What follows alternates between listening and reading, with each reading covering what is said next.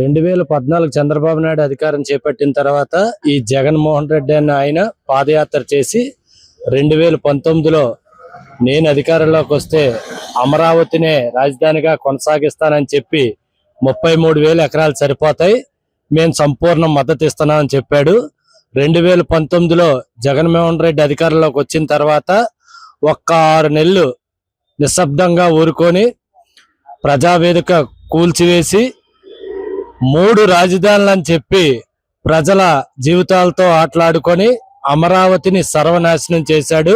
తర్వాత 2024 అధికారం కోల్పోయి 11 సీట్లకు పరిమితం చేసిన తర్వాత మావిగన్ అని చెప్పి సరికొత్త నినాదాన్ని తీసుకొచ్చాడు. అసలు మావిగన్ అంటే వాళ్ళ పార్టీ క్యాడరే మనం సెల్ఫ్ గోల్ వేసుకున్నట్లుగా ఫీల్ అవుతున్నా నిన్న మరీ ప్రెస్ మీట్ పెట్టి మేము 2029లో ఎలక్షన్కి వెళ్లే ముందు అమరావతికి అయితే చంద్రబాబుకి ఓటేయండి, మావిగానికి అయితే మా వైఎస్ఆర్సీపీకి ఓటేయండి అని చెప్పి ఇక్కడ విపరీతమైన ధోరణికి శ్రీకారం చుట్టాడు.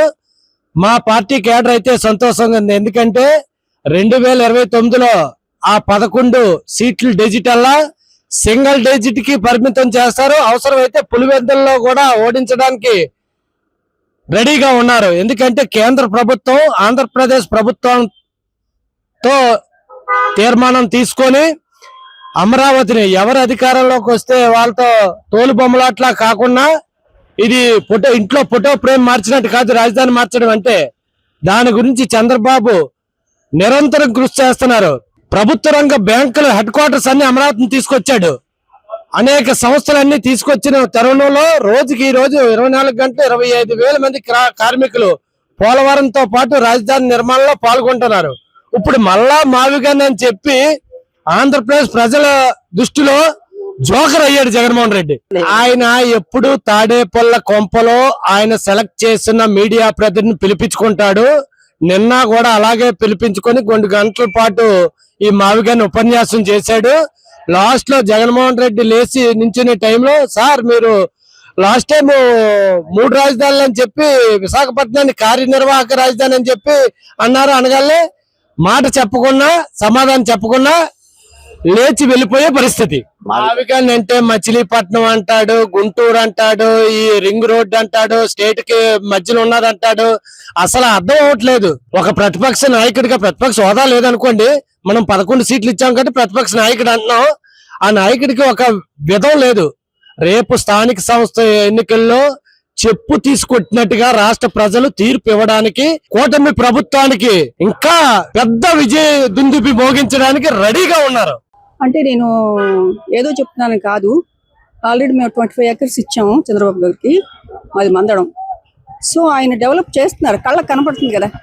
ఇంకా మళ్ళీ మీరు అడిగినా అడగకపోయినా జనాలందరికీ కనీసం ఎవరో 20% ఉంటారు కాదనేవాళ్ళు, కానీ 80% అదే చెప్తున్నారు. ఎవరండి ఇప్పుడు చంద్రబాబు గారు చేస్తున్నారు, నిజాలు చెప్తున్నారు. ఓడిపోయినా ఏం చెప్తారు, ఓడిపోయాను అనే విషయాన్ని కప్పిపుచ్చుకోవడానికి ఇలాంటి మాటలు. డెవలప్ చేసే వాళ్ళని చేయనివ్వండి. కరెక్ట్ అంటే వాళ్ళు ఏం చేసినా కరెక్టే, వాళ్ళు వాళ్ళకి తగ్గట్టు వాళ్ళు చేస్తారు. సో మనం ఏం మాట్లాడతాం, వాళ్ళు చేసేది వాళ్ళు చేస్తారు, వీళ్ళు ముందుకు వెళ్లే వాళ్ళు ముందుకు వెళ్తారు. ఏమండి ఇప్పుడు మనం ఏంటంటే గెలుపుని చూడాలి అంతే, డెవలప్మెంట్ చూడాలి, ఇంకా వెనక ఏం చూడకూడదు. ప్రజలకు తెలుసండి, ఇంతకు ముందులా కాదు. జనాలందరికీ తెలుసు ఏంటి ఏం జరుగుతుంది, ఏం జరగబోతుంది కూడా జనాలకు తెలుసు. ఓడిపోయిన వాళ్ళు ఓడిపోయిన మాటలు మాట్లాడతారు, గెలిచిన వాళ్ళు ఇంకా డెవలప్మెంట్ కోసం చేస్తారు. చాలు కదా. ఏం చేస్తారండి, ఆడి బంధు ఏమీ చేయడు. ఆడు సంపాదించుకున్నాక మావేగన్ గానీ ఇంకోటి గాని, అంతేగాని ప్రజల కోసం కాదు. అసలు మావేగనే తప్పు. ఆడు 3 రాజధానులు ఏం చేశాడు, 3 ముక్కలు ఆడేశాడు, కావాల్సిన దోసేసుకున్నాడు, వెళ్ళిపోయాడు. ఇప్పుడు రుషికొండ బోడిగుండు చేసాడు, అన్ని కట్టేశాడు. ఎవరికి పనికి వచ్చినాయి, అడిగి పనికి రాలేదు, ఎవరికి ప్రజలకే పనికి రాలేదు. సమాధానం చెప్పలేదు కదా. బానే ఉందండి, బానే ఉంది, పని కూడా బాగా జరుగుతుంది. అసలు జగన్మోహన్ రెడ్డి గారికి నిజంగా ఆంధ్రప్రదేశ్ రాష్ట్రం మీద గానీ లేదా తెలుగు ప్రజల మీద గానీ అసలు ఆయన చిత్తశుద్ధి లేదు. ఎందుకంటే ప్రతిపక్షంలో అప్పుడు 2014 నుంచి 19 ఉన్నప్పుడు అమరావతికి సపోర్ట్ చేసి 2019 నుంచి 2024 వరకు విశాఖపట్నం రాజధాని 3 ముక్కలాట ఆడి ఇప్పుడు మళ్ళీ అదే 3 ముక్కలాట మళ్ళీ స్టార్ట్ చేశారు. అసలు నిజంగా జగన్మోహన్ రెడ్డి గారికి అమరావతి మీద అసలు చిత్తశుద్ధి ఉందా లేదా ముందు ఆయన్ని చెప్పమనండి, ఆయన పార్టీని చెప్పమనండి. అసలు మన తెలుగు ప్రజలు అర్థం చేసుకోవాల్సింది చాలా ఉంది.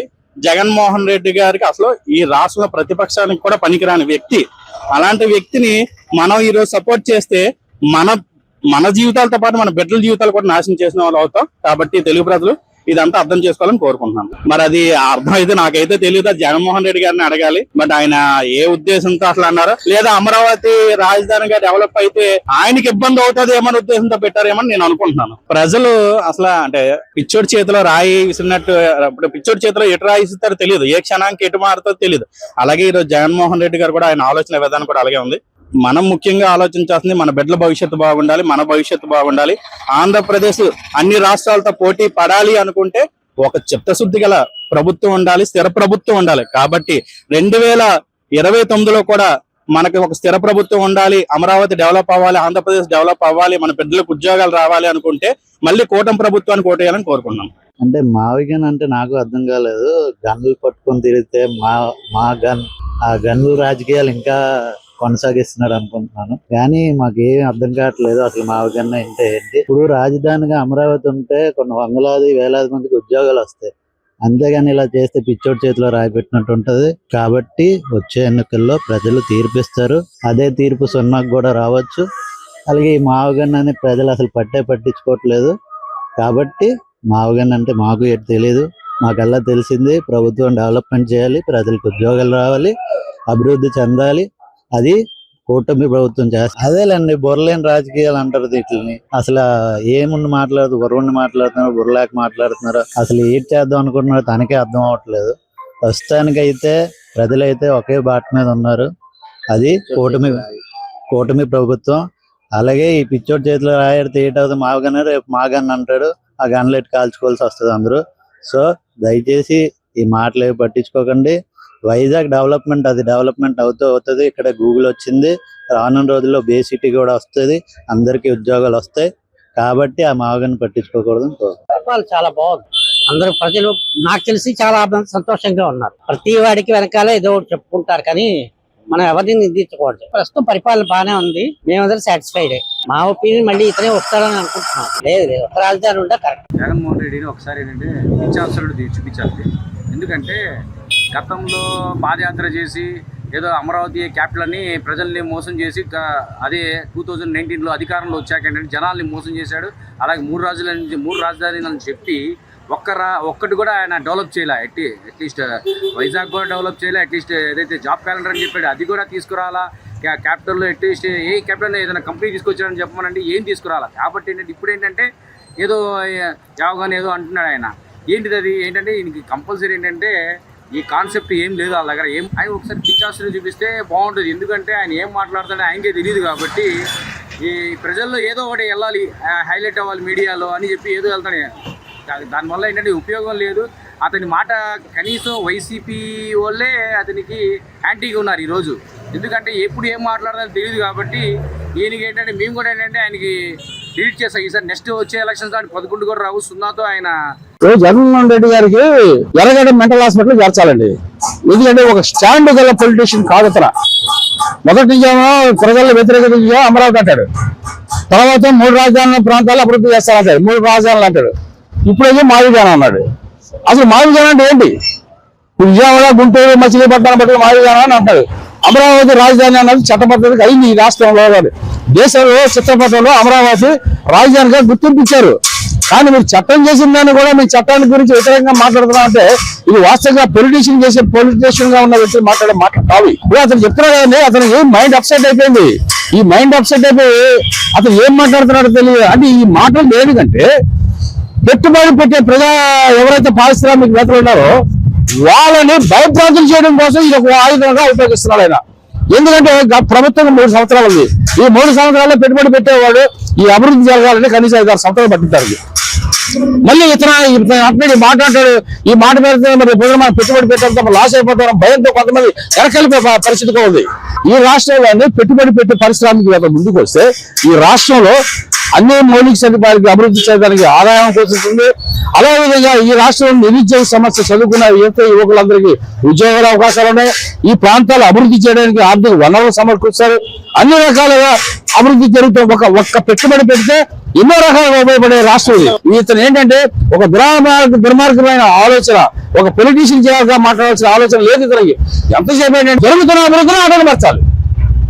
ఆ జరుగుతున్న అభివృద్ధిని ఆటంకపరచాలంటే పరిశ్రమలు రాకూడదు, ఆయనకి నిరుద్యోగులకు ఉద్యోగాలు రాకూడదు, పెట్టుబడిదారులు రాష్ట్రం అడుగు పెట్టకూడదు, ఈ రాష్ట్రం అభివృద్ధి జరగకూడదు, రోడ్లు వేయకూడదు, పరిశ్రమలు రాకూడదు. ఇది దేనికండి? ఇంకా రాష్ట్ర ప్రభుత్వం ఉంది. ప్రజాస్వామ్య వ్యవస్థని కాపాడవలసిన ప్రభుత్వమే. ఆ ప్రభుత్వాలకి ఆటంకపరచడానికి ఇటువంటి బ్లాక్ మెయిల్ రాజకీయాలు చేస్తున్నాడు ఈయన. సార్, జగన్మోహన్ రెడ్డికి ఒక స్టాండ్ లేని మనిషి. రాజకీయం చేయటం చేత కాదు, రాష్ట్రాన్ని అభివృద్ధి చేయడం కూడా ఆయనకి చేత కాదు. కూటమి ప్రభుత్వంలో నాయకత్వంలో ఇప్పుడు అభివృద్ధి జరుగుతున్న అమరావతిని ఏ విధంగా ఆపాలి, ఏ విధంగా అడ్డుకోవాలి అనే ప్రయత్నం చేస్తున్నాడు. ఒకప్పుడు అమరావతి రాజధాని, రైతులు అక్కడ అమరావతి కాదు భ్రమరావతి అన్న వ్యక్తి ఈరోజు నిరసన పాదయాత్ర అని చెప్పి అమరావతిలోకి ఎలాగో అడుగు పెట్టాడండి. వాళ్ళు అర్హత ఉందా? వాళ్ళకి అడుగు పెట్టే అర్హత ఉందా? రాజధానులు అన్నాడు, 3 రాజధానులు అన్నాడు, స్టాండ్ అయ్యాడా? లేదు. మళ్ళీ ఇప్పుడు అమరావతి చట్టబద్ధత కల్పించిన తర్వాత ఇప్పుడు మావి గారిని అంటున్నాడు. అసలు ఇది ఒక స్టాండ్ ఉందా? అసలు మాట్లాడే అర్హత లేదండి. ఏదైనా పిచ్చెక్కిందేమో నాకు తెలియదు, కానీ పిచ్చి హాస్పిటల్కి చూపించాలని నా మనమండి. అది కాకుండాను అతను ఈ ఎంతసేపటికి ఒక ఛాన్స్ ఇవ్వండి అని బతిమలాడుకొని పాదయాత్రలు చేసి జనాల్ని నమ్మించి అధికారంలోకి వచ్చి ఈరోజు వాళ్ళని నట్టేయడం ముంచేశాడండి. విధ్వంస పరిపాలన చేశాడండి, విధ్వంస కాండ చూపించాడండి మనకి.